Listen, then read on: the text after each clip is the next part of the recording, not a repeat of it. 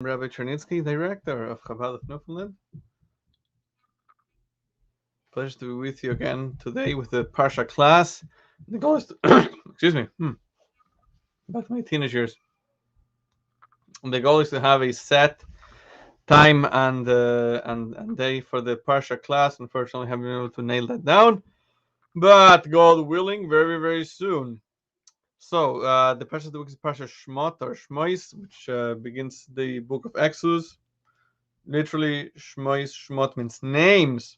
So the Parsha stands off reckoning the names of the children of Jacob. This is for the third time in the Torah.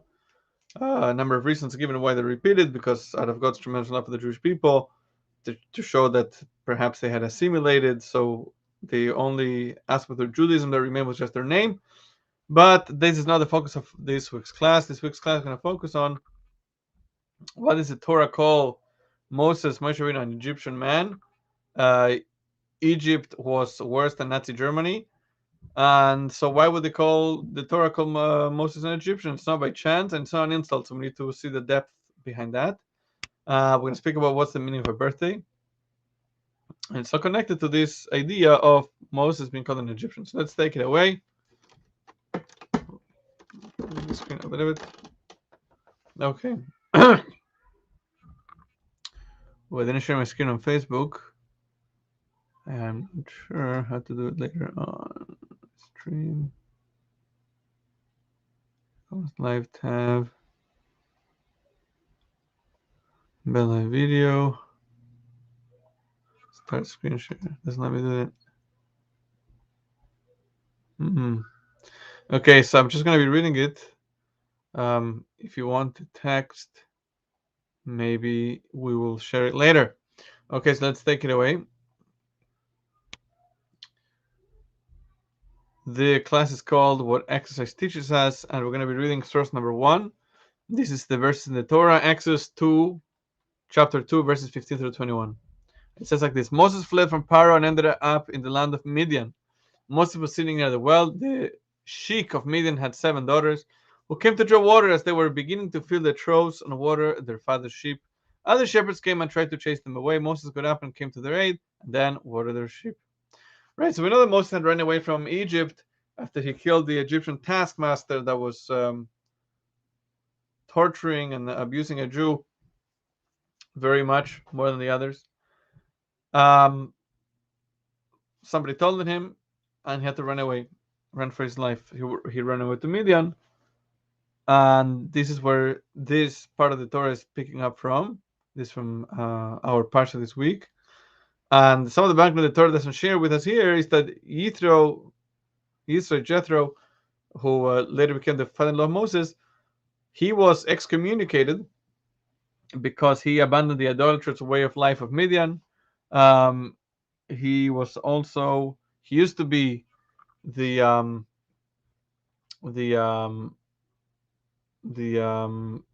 ruler of Midian, but again he was ostracized. He was put in Chayrim once he renounced the idolatrous religion that they observed. He only had 7 daughters, so when I see that he sent his daughters to work, he was ostracized. He couldn't hire anybody, so he sent his daughters to work. And we see here, when they came to the patriarch Reuel Jethro, he asked them, "How did you get to come home so early today?" "An Egyptian man rescued us from some shepherds," they replied. "He also drew water for us and watered our sheep." "And where is he now?" he asked his daughters. "Why did you abandon the stranger? Call him and let him have something to eat." Moses decided to live with the man, and he gave Moses his daughter Zipporah as a wife, and they lived happily ever after. So you see, they call him an Egyptian man. So now we're going to start the next text, which is from a talk by the Lubavitcher Rebbe, that it speaks about why did they call him an Egyptian man. And it goes like this. When Moses was forced to flee from Egypt to Midian, his first deed was to save Yisro's daughters from the harassment of the other shepherds when they came to water their sheep at the well. As they told their father, "An Egyptian man rescued us." As a result, Jethro brought Moses home for a meal, hoping he would marry one of his daughters, and Moses married Zipporah. The Torah description of the story raises a question. Granted, Jethro's daughters identified Moses as an Egyptian man because they didn't name or who he was, aside from the fact that he was Egyptian. But why Is it necessary for the Torah to include that description if it has no real importance in the story? Right? To the contrary, for Moses being called an Egyptian man is not a compliment. He had a much greater pedigree. He was the son of Amram, a descendant of Abraham, Isaac, and Jacob, and an important spiritual personage himself. Why then does the Torah find it necessary to record the entire description of Jethro's daughters, including the description of Moses as an Egyptian man? A title that is a slight more than a compliment. It's a slight more than a compliment. Why does the Torah simply state, a man rescued us? This indicates that the description of Moses as an Egyptian is an integral part of the story. Right? There's nothing in the Torah that's unnecessary or superfluous. The Torah explains, there in Egypt he was born, there he was raised, and there he achieved his true greatness. The Zohar repeats itself, saying there 3 times for further emphasis. It was essential that all 3 elements take place in Egypt. He was born, he was raised, and he achieved greatness there. In other words, when the Torah wants to teach us about the greatness of Moses' character, it emphasizes that his birth, upbringing, and greatness were all associated specifically with Egypt. So now we're going to move to part B. This title is the gestation experience. Here we have another short part from the Lubavitcher Rebbe. And it says like this: to appreciate how Egypt was integral to the birth and upbringing and greatness of Moses, we need to make the following preface about birth. And now we're going to go to source 2, which is from the Talmud tract in Nida, page 30b. Rabbi Simblai here describes the experience of a fetus in his mother's womb. And it says like this: Rabbi Simblai taught, to what is a fetus in its mother's womb comparable? To a folded notebook, its head rests between its knees, its mouth is closed, and its umbilicus is open. And it eats from what its mother eats, and it drinks from what its mother drinks. And a candle is laid for it above its head, and it gazes from one world to the other. And there are no days when a person is in a more blissful state than those days when he is a fetus in his mother's womb. And the fetus is taught entire Torah while in the womb. And once the fetus emerges into the airspace of the world, an angel comes and slaps it on its mouth, causing it to forget the entire Torah. As it stated, sin crouches at the entrance. This is from Genesis 4:7, i.e., when a person enters the world, he is immediately liable to sin due to his loss of Torah knowledge. So the Lubavitcher Rebbe asks, this is our next text, then why are we so happy? What's the joy of a birthday? The birthday is similarly the anniversary of the baby, boy or girl, forgetting the whole Torah. So let's read it inside. What is the joy in a birthday? The Talmud states that a fetus in the womb eats from what its mother eats, drinks from what its mother drinks, and a candle is lit for it above its head, and it's taught the entire Torah. The baby has no worries, difficulties, or obstacles. Everything is provided for, both physically and spiritually. That being the case, what is the significance in birth? Why does it generate so much excitement and so many good wishes? The new baby was perfectly comfortable in the womb, both physically and spiritually. Now, as it enters the world, it immediately begins to cry in protest. The answer is that despite having everything in the womb, being fed, taught, and everything provided for, the fetus is not an independent being. Everything has been provided, ready-made. It has accomplished nothing on its own, and definitely hasn't had the opportunity to work hard and invest effort in its own work and achievements. Clearly, being in that state is not the purpose of its creation. A Jew is created to be active and to fulfill a role and mission in the world. We thereby become a partner with God in creation. Our sages explain that God told the children of Jacob, just as I created the world, so too your father creates worlds. In other words, Jacob took an active part in the constant recreation, quote unquote, of the world according to God's will, i.e., illuminated with the light of Torah and mitzvot, the commandments. For the newborn baby, this only becomes possible upon being born there in the physical world. That is, when he gains the ability to function and conduct himself as an intellectual being and to fulfill his role and mission to influence and not be influenced by the world. The period of gestation in the womb is merely a temporary situation which needs to be undergone to be able to fulfill one's true purpose, to fulfill God's mission in the world, and true joy and fulfillment can only be experienced when a person is able to fulfill that mission. So now, let's return to the Zohar's teaching about Moses. We saw this at the beginning. There he was born. In other words, it was specifically Egypt which enabled the birth, upbringing, and emergence of Moses. At first glance, this is difficult to understand. Egypt was, after all, the very place that fought his birth. Pharaoh decreed that all newborn boys run in the Nile, hoping to thereby kill Moses. The Egyptians obviously objected to his ultimate emergence as a leader. So what does this Zohar mean? Yeah. So that teaches us the power of obstacles. Just scrolling down here and we have the screen. And the Rebbe continues. The answer lies in Tiny's explanation. Tiny is the main book of Chabad thought. This is the next source. The answer lies in Tiny's explanation regarding someone who experiences disturbing thoughts during prayer. Tanya states that the person should ignore those thoughts and not be depressed by them. To the contrary, they should encourage him to focus better in his prayers.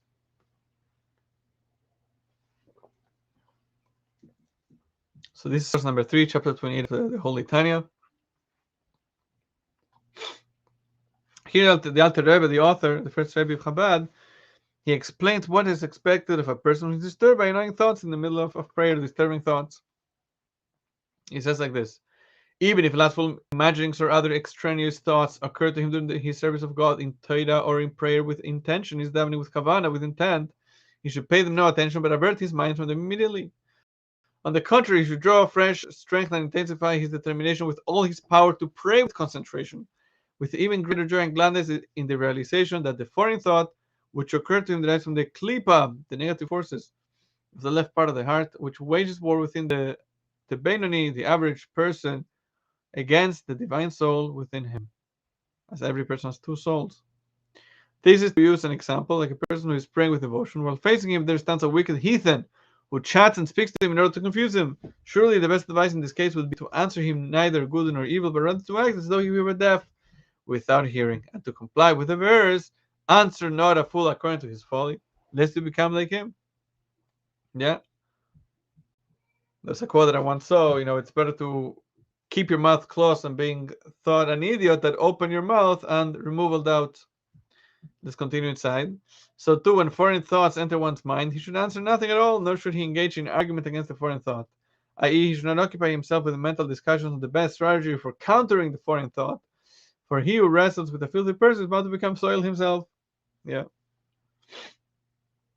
Instead, he should pretend not to know nor hear the foreign thoughts that occur to him, should dismiss them from his mind, and strengthen still more the power of his concentration. So now we go back to the talk from the Lubavitcher Rebbe.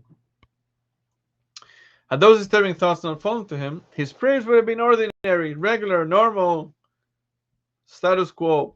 His prayer was greatly intensified specifically because he saw his evil inclination trying to disturb him. That called forth from within him much greater concentration and enthusiasm. So that's the concept of exercise, and that's the concept of a birthday. It's the concept of Egypt, that specifically when you have an obstacle, that's a springboard for greater heights that you could have never reached without that. Let's continue reading inside the text. Why is that the case? It is comparable to the idea of exercise. The body's muscles are not strengthened by being given constant rest. To the contrary, an arm or leg that does not move regularly will lose its function. The muscles in our arms and legs are strengthened when they are put to use. And the same is true of the rest of the body. Although the limb seems to tire from exertion, it is clearly the only way for it to gain strength. In recent generations, the medical field has finally recognized the truth that was stated in the Talmud many hundreds of years ago. That constant function and movement and constant training in any given matter will make the body healthier and stronger. So now we have the challenge that built Moses. The birth of Moses, i.e. the birth of the salvation of the Jewish people, occurred specifically there in Egypt, a place that didn't reflect the Jewish people's character nor their mission in the world. When they nonetheless embraced the situation and fearlessly worked to transform that location to a dwelling place for godliness, they were born. They became an independent entity, no longer reliant on outside support, like the child like the fetus in the mother's womb. This was followed by their upbringing, their growth and progression to achieve their true spiritual potential. And now we go to the end of the class, section C, the power of the obstacle. This is the end of that talk by the Lubavitcher Rebbe. This is the response to those who ask, if God wants us to study Torah and fulfill His commandments, why does He send us to Egypt? Because all exiles are called Egypt, according to the Talmud. Why does He place us in a situation in which we experience obstacles in our observance of Yiddishkeit, Judaism? obstacles which sometimes come from non-Jews and sometimes even from Jews. He should have places in a paradise among angels, fed as manna from heaven and water from the well of Miriam, surrounded us by clouds of glory, that launder our clothing, as happened to the Jews while wandering in the desert, allowing us to study Torah and observe the commandments with peace of mind. Yeah, a separate argument is voiced by those who live in free countries. If God places in a place with abundance of material pleasures, then we're obliged to embrace it all and indulge in everything that comes our way. So which one? The Zohar therefore teaches us that a Jew finds himself in Egypt for a very specific reason. There he is born, there he is raised, and there he achieves his true greatness. He is there to be born into his Jewish identity, to raise his Jewish identity, and to reach the full spiritual potential inherent in his Jewish identity. For this, he needs to be in Egypt and own his Egyptian surroundings. He's not there to acclimate himself to his environment and enjoy all the physical pleasures. He's there to transform the environment to a place fit for a Jew, for a Yid.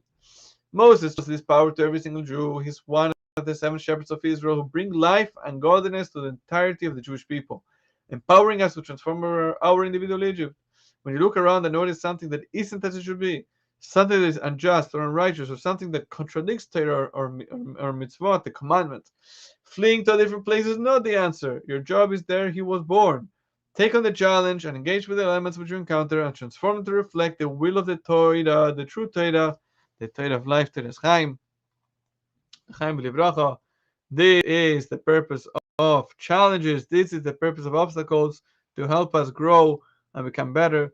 Chaim B'Livracha. That's why we celebrate our birthday. This is the chance that the person has to shine. In the fetus, we're spoon-fed. You don't have to work hard, but when you work hard, when you do the right thing, even though it's so challenging, even though it's so difficult, oh, that's geschmack. That's delicious. That's amazing. I'm Rabbi Chernitsky, director of Chabad of Newfoundland. It's been a real pleasure. Hope you enjoyed the class. Comments, criticism, hopefully none. Suggestions, drop us a comment here. You could send me an email, rabbichernitsky@gmail.com. Have a wonderful, wonderful afternoon, evening, or morning, and Shabbat Shalom.